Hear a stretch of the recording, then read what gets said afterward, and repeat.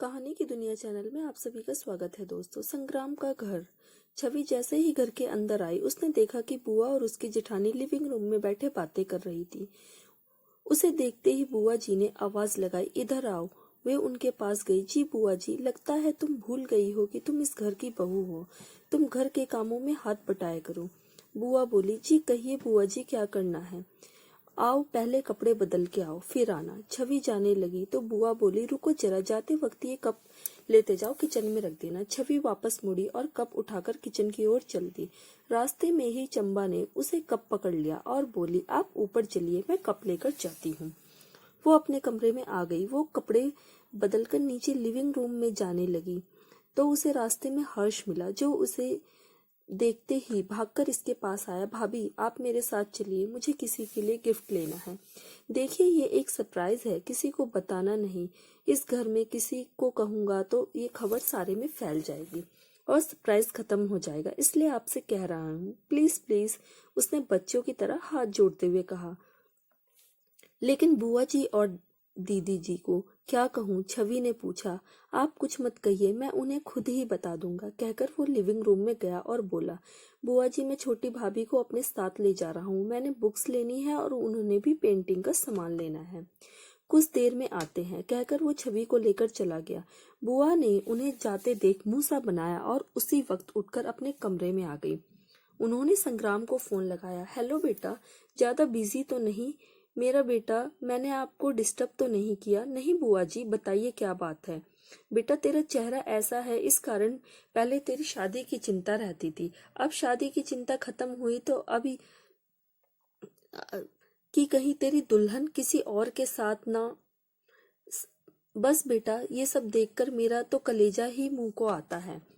मुझे ये सब तेरी फिक्र हो रही थी तो लोग तेरा मजाक ना उड़ाएं, बस इसलिए फोन करा। आप क्या कह रहे हैं? साफ साफ कहो। वो भी सोच में डूब गया कि आखिर ऐसा क्यों कह रही हैं। वो छोटी बहू हर्ष के साथ बाहर गई है अपनी पेंटिंग का सामान लेने। मैं रोकना चाहती थी, फिर सोचा कि कहीं तू नाराज ना हो जाए, इसलिए रोका नहीं। अब तू ही बता, जब लोग उन्हें साथ देखेंगे तो क्या कहेंगे? यही ना कि अगर सामान लेना था तो अपने पति के साथ जाती, फिर भी कहेंगे कि पति बदसूरत है इसलिए देवर के साथ घूम रही है। अरे बेटा, मैं नहीं कह रही हूँ, ये तो लोग कहेंगे, मुझे तो बस तेरी फिक्र है। अच्छा, मैं फोन रखती हूँ, मेरा पूजा का समय हो गया है, कहकर बुआ ने फोन बंद कर दिया। संग्राम को बहुत गुस्सा आया। उसने अपने घर के नजदीकी सभी मॉल और मार्केट की पार्किंग की सीसीटीवी देखी। एक मॉल की पार्किंग में उसे हर्ष की कार नजर आई। असल में ये मॉल भी इसी का है, सो सीसीटीवी का कनेक्शन इसके फोन से है। वो उठा और उसी वक्त मॉल में पहुंच गया। उसने मुंह पर मास्क और आंखों पर चश्मा डाल लिया, इससे उसका खराब चेहरा छिप जाता था। उसने एक कपड़े की दुकान पर देखा कि हर्ष कोई ड्रेस छवि के लगाकर देख रहा है। फिर उसे शीशे में देखने को कहा और बोला, देखो कितनी प्यारी लग रही हो। शॉप में उनकी तरफ सब ही देख रहे थे कि कितनी प्यारी जोड़ी है। तभी संग्राम अंदर आया। सभी उसके वेलकम के लिए दौड़े, पर वो सीधा छवि के पास आकर उसकी कमर को पकड़ लिया और ड्रेस को रखते हुए बोला, ये रंग मुझे अच्छा नहीं लगा, कोई और रंग दिखाओ। सेल्स गर्ल्स में भगदड़ मच गई कि पहली बार बॉस की किसी लड़की को लेके आए हैं। हर्ष उसे देखकर घबराया। वो बोला, वो भाभी ने पेंटिंग का सामान लेना था तो मैंने सोचा इन्हें अच्छे से तैयार करके आपको सरप्राइज दूंगा, पर आपने तो मेरा सरप्राइज खराब कर दिया। कोई नहीं, अब मैं आ गया हूँ, इसे सामान दिला दूंगा, तुम जाओ। सुनकर हर्ष चल दिया।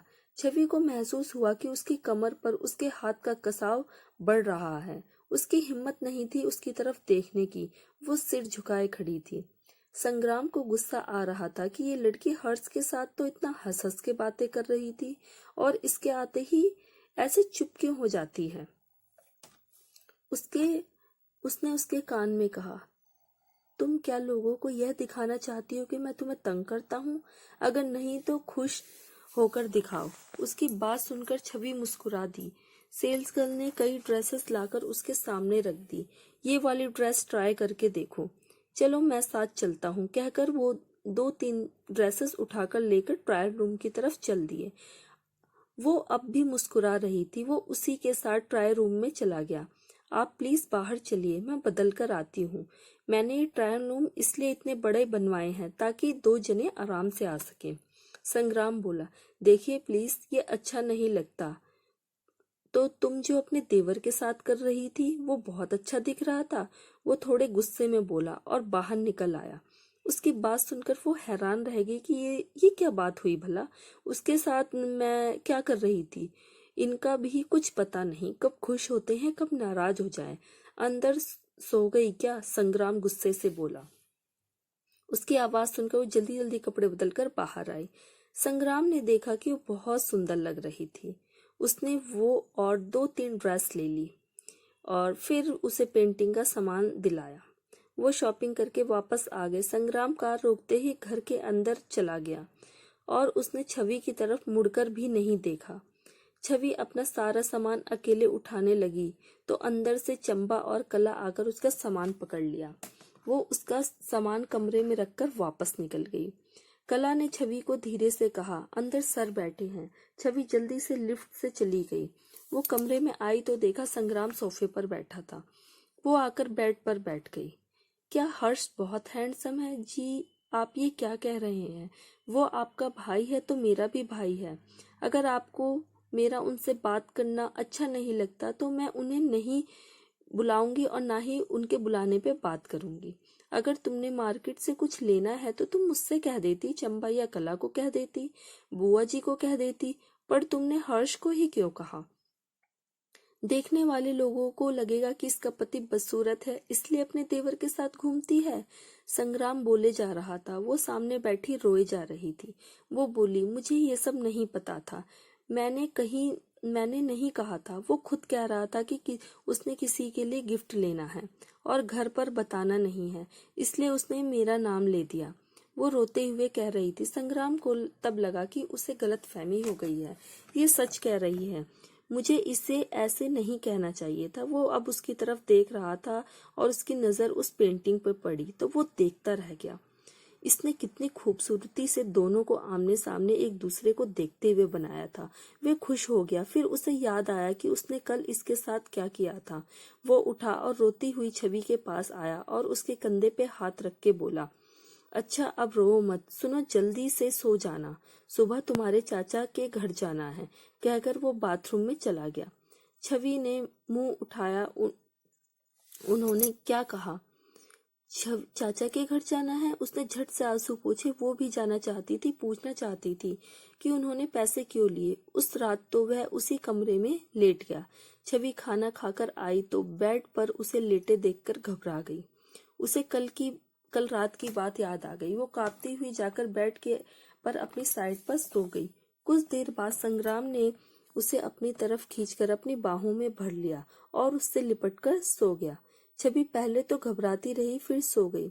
अगली सुबह संग्राम उठा और नहा धोकर उसने छवि को जगाया और बोला, उठो नहीं तो लेट हो जाएंगे। वो जल्दी से उठी और बाथरूम में भाग गई। ओम 4:30 बजे कार लेकर आ गया था। वो लोग नाश्ता करके करीब 5 बजे वहां से चल पड़े। कार में संग्राम पीछे उसके साथ बैठा हुआ बोला, सफर बहुत लंबा है, अब सोना चाहती हो तो सो जाओ। नहीं, मुझे नींद नहीं आई, छवि ने उसके डर के मारे कह दिया। लेकिन कुछ ही देर में वो उसके कंधों पर सो गई। संग्राम उसे देखकर मुस्कुरा दिया। वे लोग आधे रास्ते पर पहुंच चुके थे। उसने छवि से पूछा, कुछ खाना तो नहीं है? नहीं, बस पानी पीना है। उसने कार में रखी पानी की बोतल उसे दे दी।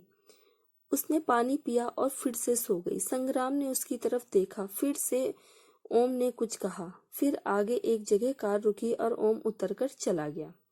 छवि ने आंखें खोली तो उसने खुद को संग्राम की बाहों में पाया। अब उसे भी संग्राम की बाहों में सोने की आदत हो गई थी। शायद वो शर्माते हुए धीरे से उससे अलग हुई और बाहर देखते हुए बोली, कार क्यों रोक दी? वो तुम सुस्त लग रही हो, इसलिए मैंने तुम्हारे लिए चाय मंगवाई है। तभी ओम चाय लेकर आया। वो चाय पीने लगा। संग्राम ओम के साथ बाहर खड़ा होकर चाय पी रहा था। उसने अपने मुंह पर मास्क उतारा हुआ था। छवि उसे देखने लगी। ये आज पहले से अच्छा लग रहा है या फिर उसे उसकी आदत हो गई है। शायद 6 घंटे का लंबा सफर के बाद आखिर वो लोग अपने मायके पहुंच गए। उसके मायके पहुंच गए। चाहे चाची ने उसको कितना भी तंग किया हो, फिर भी उसका यही महका था और मम्मी पापा का बनवाया हुआ घर भी यही था। शहर को देखते ही देखते उसकी आंखें भर आई। संग्राम ने देख लिया था, पर उसे पता नहीं था कि उसे क्या कहना है। वो घर के दरवाजे पर पहुंचे तो उसने बेल बजाई। उसकी चाची ने दरवाजा खोला। उन्हें पहले ही फोन कर दिया गया था, तो वो जानती थी कि उन्हें आना है। चाची उसे देखते ही उससे लिपट गई और रोने लगी। हाय मेरा जिगर का टुकड़ा, हाय कैसी है तू। फिर आंसू पोंछते हुए उन्हें अंदर बुलाया। उसके चाचा और उनका बेटा भी आए थे। चाचा भी उन्हें बड़े आदर से मिले। संग्राम ने ओम से कहा, ओम कार में से छवि जो इनके लिए गिफ्ट लाई थी वो निकाल कर ले आओ। संग्राम ने ओम से कहा, कार में जो छवि इनके लिए गिफ्ट लेकर आई है वो निकाल कर ले आओ। संग्राम की बात सुनकर छवि हैरानी से उनकी तरफ देखा। उसने कौन से गिफ्ट लेके आई है? ओम ने तीनों गिफ्ट पैक कराकर छवि को पकड़ा दिए। फिर संग्राम के इशारे पर छवि ने तीनों को एक एक करके गिफ्ट दिया। संग्राम ने मास्क उतारा नहीं था। चाचा चाची अच्छे ढंग से ट्रीट कर रहे थे। उनका बेटा संजय भी आया हुआ था। वो चुपचाप उन्हें देखे जा रही थी। चाची संग्राम के चेहरे को देखकर डर रही थी। उसकी किसी को कुछ कहने की हिम्मत नहीं हो रही थी। संग्राम उनसे बातें करता हुआ उनका जायजा ले रहा था। वो बोला, तुम मुझे अपना कमरा नहीं दिखाओगी? संग्राम बोला। छवि इधर उधर देखने लगी। उसके पास कोई कमरा नहीं था। वो बेचारी स्टोर रूम के एक कोने में चद्दर डालकर सो जाती थी। क्या मुझे दिखाना नहीं चाहती? संग्राम उठकर चल दिया। छवि को उसके साथ चलना पड़ा। बाकियों की हिम्मत नहीं हुई कि उसके पीछे जाने की। छवि रसोई के साथ वाले स्टोर रूम के पास रुककर बोली, संग्राम जी, घर छोटा था, ज्यादा कमरे नहीं है, इसलिए मैं यहाँ सो जाती थी। संग्राम ने अंदर होकर स्टोर को देखा तो वह पुराने सामानों से भरा पड़ा था। इस सामान को यहाँ से हटा क्यों नहीं देते? संग्राम बोला। नहीं, ये मेरे मम्मी पापा का सामान है, छवि एकदम बोली। उसकी चाची रसोई से बोली, जी हमने तो बड़े भैया भाभी का सारा सामान हमने संभाल कर रखा हुआ है, इसलिए ये भी यहीं रहती थी। संग्राम ने चाची को घूर कर देखा तो वह चुप हो गई। फिर वो कुछ देर बैठे। चाची ने उन्हें खाने के लिए रोका, लेकिन खाना अभी तक तैयार नहीं था। संग्राम उसके भाई के साथ बात करने लगा और वो किचन में खाना बनाने लगी जहाँ संग्राम बैठा था। वहां सामने शीशा लगा था जिसमें रसोई में काम करती हुई छवि उसे साफ नजर आ रही थी। वो काले चश्मे का फायदा उठाकर शीशे में छवि को देख रहा था। उसने देखा कि चाची ने किसी बात पर उसके थप्पड़ मारा। उसे कुछ सुनाई तो नहीं दिया, पर उसका थप्पड़ मारने से एक बार संग्राम का दिल हिला दिया। यही नहीं, छवि चाची से माफी मांग रही थी और चाची ने एक और थप्पड़ मारा। अब तो संग्राम से रहा नहीं गया। वह उठकर रसोई की तरफ गया और छवि के तीसरा थप्पड़ लगने से पहले ही उनके बीच आकर उसने चाची का हाथ पकड़ लिया। चाचा और संजय भी देखते रह गए। आपकी हिम्मत कैसे हुई मेरी पत्नी के थप्पड़ मारने की? संग्राम ने गुस्से से गुर्राते हुए पूछा। चाची खड़ी खड़ी कांप गई। वो बोली, मैंने तो नहीं मारा दामाद जी, भला मैं क्यों मारूंगी इसे? मैंने तुझे मारा छवि बेटा? संग्राम ने छवि की तरफ देखा। वो कुछ नहीं बोली। फिर वो चाची से बोली, छवि से क्या पूछना, मैंने खुद देखा है आपको थप्पड़ मारते हुए शीशे में। संग्राम ने शीशे की तरफ इशारा करते हुए कहा, बुरी फंस गई थी चाची, बुरी फंस गई थी। उसने ये शीशा छवि पर नजर रखने के लिए बनवाया था जब वो रसोई में काम कर रही होती थी। आज वो इसी शीशे के कारण फंस गई। क्यों मारा इसे? संग्राम फिर से गुर्राया। मैंने नहीं मारा। चाची को पता था कि छवि नहीं बताएगी, तो वो भी नहीं मानी। छवि तुम बताओ क्या हुआ? तुम्हें डरने की जरूरत नहीं, मैं तुम्हारे साथ हूँ, संग्राम ने उसके कंधे पर बाह रखते हुए कहा। छवि ने संग्राम को देखा, फिर बोली, मैंने आपको उसे अपना कमरा बताया इसलिए मारा, कहकर वो रो पड़ी। बचपन से अब तक वो चाची के जुल्म सहती आ रही थी। कभी किसी ने उसे बचाया नहीं या उसके लिए स्टैंड नहीं लिया था। उसकी आंखें नम हो गई थी। संग्राम बोला, रो मत। फिर चाची से बोला, आप लोग अंदर आइए। संग्राम छवि को ड्राइंग रूम की तरफ ले गया। वो लोग इसके पीछे पीछे थे। ओम वहीं बैठा था। सबके बैठते ही संग्राम बोला, मैं ये बात आते ही पूछ लेना चाहता था, लेकिन छवि के कारण चुप था। मैं जानता हूँ कि वह 15 लाख कहाँ है जो मेरे पापा ने आपको शादी के लिए दिया। जी उन्होंने सिर्फ 10 लाख दिया है। चाची ने फट से बोली। छवि को सोमदादा ने बताया था कि चाची ने उसे बेचा है, पर उसे इस बात का यकीन नहीं था। वो अपनी चाची के मुंह से सुनकर हैरान रह गई। उसे तब पता चला कि क्यों संग्राम उसे उस दिन वैश्या कह रहा था। उसने उसकी कीमत दी है। वो 5 लाख जो आपने कार एक्सीडेंट के वक्त छवि के नाम पर लिए थे, और जो आप और पैसे मांग रही हो, संग्राम बोला। चाची का रंग उड़ गया। इन पैसों का चाचा को भी नहीं पता था। तुमने भैया की मौत का पैसा लिया, कहकर चाचा ने गुस्से से चाची के एक थप्पड़ मारा। ना लेते तो क्या करते? अपने बेटे को बड़े शहर में पढ़ाना था तुम्हें, उन्हीं पैसों से तो दाखिला करवाया है, वो बोली। लेकिन ये सारा पैसा और ये घर सब छवि का है। एक तो तुमने उसका पैसा और घर ले लिया, उस पर इसे मारते भी हो।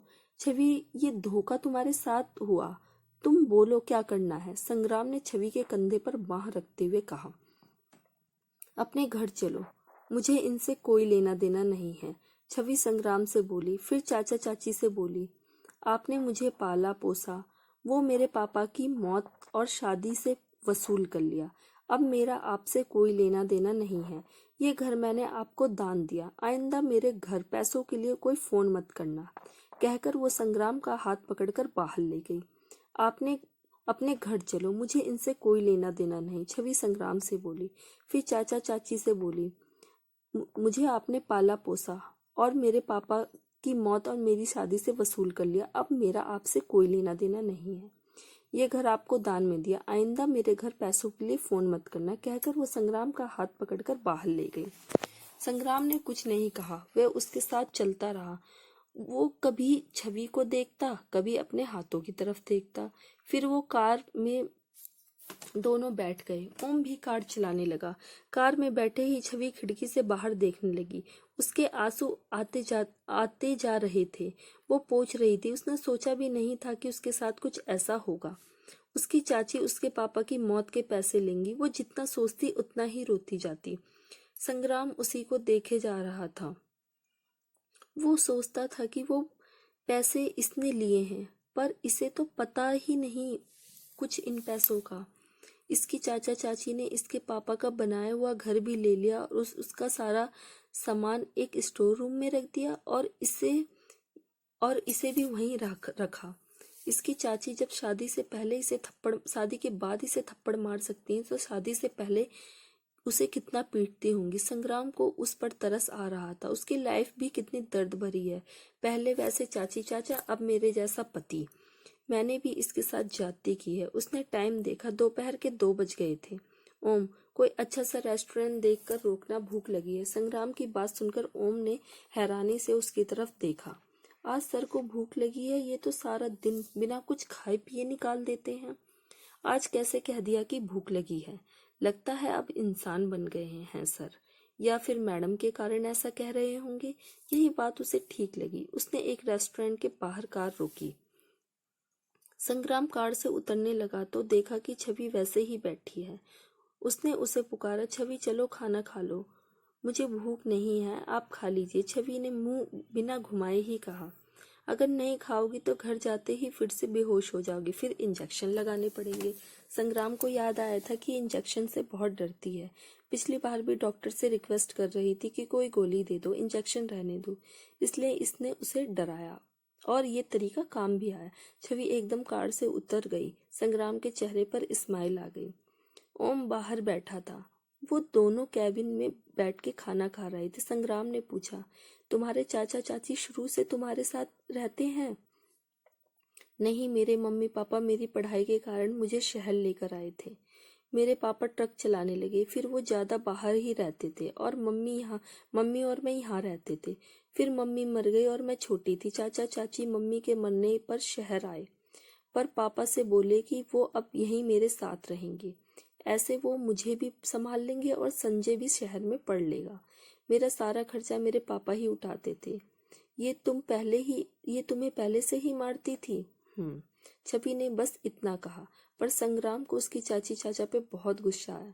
वो लोग खाना खाकर वापस चल पड़े और शाम 5 बजे करीब घर पहुंच गए। दोनों छवि के कमरे में आ गए। संग्राम उससे और भी कुछ जानना चाहता सब छवि वॉशरूम चली गई। तभी छवि के फोन में मैसेज आया। संग्राम ने नाम पढ़ा सहज। उसने झट से फोन उठा लिया। उसने फिंगरप्रिंट से फोन खोला। इसने फोन लेते ही उसमें अपने फिंगरप्रिंट लगा दिए थे। अब छवि कोई भी लॉक या कोड लगाए उसका फोन संग्राम खोल सकता था। सो उसने फोन खोला और सहज की चैट देखी। पहले तो नॉर्मल गुड मॉर्निंग मैसेज थे। बस ये अभी ही उसने मैसेज किया था। छवि, आज तुम नहीं आई, वादा करके भूल गई मेरा स्केच बनाओगी। संग्राम का पारा फिर से हाई हो गया। आखिर ये सहज कौन है? ये इससे इतने अपनेपन से बात क्यों कर रहा है? उसके मन में यही आ रहा था कि ये मेरी बदसूरती के कारण दूर भागती है, मुझसे छुपकर सुंदर लड़कों से दोस्ती करती है, कि किसी दिन किसी के साथ भाग ना जाए। उस वक्त सारे गलत ख्याल मेरे मन में आ रहे थे। तभी छवि वॉशरूम से आई। वो कुछ कहती इससे पहले ही संग्राम ने उसका फोन पटक कर नीचे मारा और कमरे से चला गया। वो नहीं चाहता था कि वो गुस्से में छवि को नुकसान पहुंचाए। छवि खड़ी कभी उसे देखती, कभी अपने टूटे हुए फोन की तरफ देख रही थी। उसे पता नहीं चल रहा था कि ये सब क्या हो गया। अभी तो सब कुछ ठीक था। उसे अब लगने लगा था कि जलने की वजह से वो शायद संग्राम के दिमाग पर असर हुआ हो, या कभी कभी इसे पागलपंती के दौरे पड़ते हों। संग्राम अपने कमरे में आ गया। उसने अपने चेहरे से मास्क उतारा और काला चश्मा भी उतार फेंका। वे वॉशरूम में चला गया। जब वे बाहर आया तो खुद को शीशे में देखा। अब वो बहुत ही हैंडसम, गोरा चिट्टा, डैशिंग और किसी फिल्मी हीरो जैसा ही हैंडसम, गोरा चिट्टा, डैशिंग लग रहा था। वो काफी हद तक सहज जैसा लग रहा था, पर सहज से भी हैंडसम लग रहा था। वो खुद से बोला, छवि, अगर मैं तुम्हारे सामने ऐसे आऊं तो क्या तुम मुझसे प्यार करोगी? पर मैं ये चेहरा तुम्हें अभी नहीं दिखा सकता, जब तक घर में छुपे साजिश करने वालों का पता नहीं चल जाता। मैं अपना असली चेहरा किसी को नहीं दिखा सकता, लेकिन तुम औरों के लिए मुझसे बेवफाई करो, मैं यह भी बर्दाश्त नहीं करूंगा। तुम्हें ऐसा सबक सिखाऊंगा कि तुम मेरे सिवा किसी और की तरफ देखोगी भी नहीं। अगले दिन छवि कॉलेज आई तो उसे सहज क्लास के बाहर मिल गया। वो उसके पास आकर बोला, शुक्र है तुम आ गई। कल तो मेरा दिल ही नहीं लग रहा था। आगे से छुट्टी मारनी हो तो मुझे पहले ही बता दिया करो, फिर मैं भी नहीं आऊंगा। तुम मेरे साथ ऐसी बातें मत किया करो, सुनने में लोग गलत समझेंगे। कहकर वो बैग रखा और मीना के पास आ गई। और मीना बोली, तुम्हें नहीं आना था तो मुझे बता देती, मैं भी छुट्टी कर लेती। तुम्हारे बिना दिल नहीं लगता। अब इसे भी यही कह दो, ऐसा ना बोलो, अ, लोग गलत समझेंगे। सहज उसकी नकल करते हुए उसकी आवाज में बोला। मीना और छवि हंस पड़े। फिर उसने सहज का स्केच बनाया। उसका स्केच बहुत ही सुंदर बना था। देखने से पता लग रहा था कि अभी बोलने लगेगा। शाम को सर ने आकर बताया, मैंने सभी के स्केच देखे, आपको बहुत प्रैक्टिस की जरूरत है। सिर्फ छवि द्वारा बनाया गया सहज का स्केच ही प्रदर्शनी में चुना गया है। छवि प्रिंसिपल सर से कहा कि तुम प्रदर्शनी के लिए 2-3 और पेंटिंग्स बनाओ, बाकी भी इससे कुछ सीखो। सबने तालियां बजाई और छवि को बधाई दी। छवि ने शर्मा कर मुंह झुका लिया। शाम को वो घर आई तब भी बहुत खुश थी। जब संग्राम आया तो इसे खुश देखकर और चिढ़ गया। ये सहज से मिलकर आई है तो इतनी खुश है। उस रात वो खाने के वक्त भी खुश थी और सबसे हंस बोलकर बातें कर रही थी। अचानक संग्राम गुस्से से उठा और टेबल पर हाथ मार के बोला, ये क्या लगा रखा है? कब से देख रहा हूँ हंसे जा रहे हो। चुपचाप खाना नहीं खाया जाता? टेबल मैनर्स नाम की भी कोई चीज होती है। कहकर उसने चम्मच टेबल पर मारा और वहां से चला आया। छवि कुछ देर चुपचाप रही, फिर वो भी अपने कमरे में चली आए। वो सो रही थी कि उसे लगा जैसे कोई जानवर उसके बदन पर रेंग रहा हो। उसने आंखें खोली तो उसका सो कोल्ड पति था, जो अपना पति धर्म निभा रहा था। उसने पहली बार की ही तरह उसे इस बार भी उसे नोचा खसोटा और फिर आया था जैसे वैसे ही चला गया। वो लेटी अपनी किस्मत को रोती रही। क्या उसकी किस्मत में यही सब है? उसे पता नहीं कब रोते रोते वो सो गई। अगले दिन वो बिना नाश्ता किए ही कॉलेज आ गई। वो क्लास में आई तो सहज ने उससे एक पैकेट दिया और बोला, तुमने मेरा स्केच बनाया, उसी की खुशी में मेरी तरफ से ये ट्रीट है, ये लो, क्लास शुरू होने से पहले खा लो। उसे सच में भूख लगी थी क्योंकि उसने रात से कुछ भी नहीं खाया था। उसने झट से खाना लेकर खाना शुरू कर दिया। सहस उसकी तरफ देख रहा था। उसे छवि पर तरस आ रहा था। वो मन ही मन सोच रहा था, दोस्तों आपको मेरी ये कहानी कैसी लगी? कृपया अपनी प्रतिक्रिया अवश्य दें। मुझे आपके अनमोल विचारों और सुझावों का इंतजार रहेगा। आगे की कहानी जानने के लिए प्यार का इंतजार भाग 5 देखें। दोस्तों आगे की कहानी और भी रोमांचक होने वाली है और आगे का भाग देखने के लिए आप हमारे चैनल कहानी की दुनिया को सब्सक्राइब कर लें और बेल आइकन प्रेस कर लें, ताकि जब भी हम अगला भाग डालें या और भी बहुत सी रोमांचक स्टोरियाँ डालें तो सबसे पहले आप तक वीडियो पहुंचे। दोस्तों अगर वीडियो अच्छी लगे तो लाइक करें, कमेंट करें, ज़्यादा से ज़्यादा वीडियो को शेयर करें और चैनल को सब्सक्राइब कर दें। धन्यवाद दोस्तों। हर हर महादेव।